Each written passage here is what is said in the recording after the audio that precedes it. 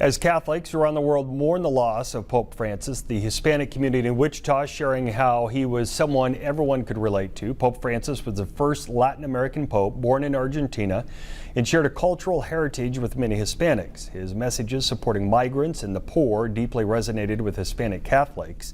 A local Argentinian says she still remembers when he was elected pope and what it meant for her country and for Latin America.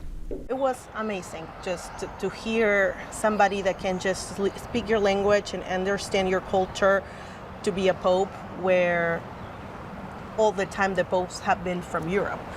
So it is amazing that happened, to have the first Latin American pope, yes.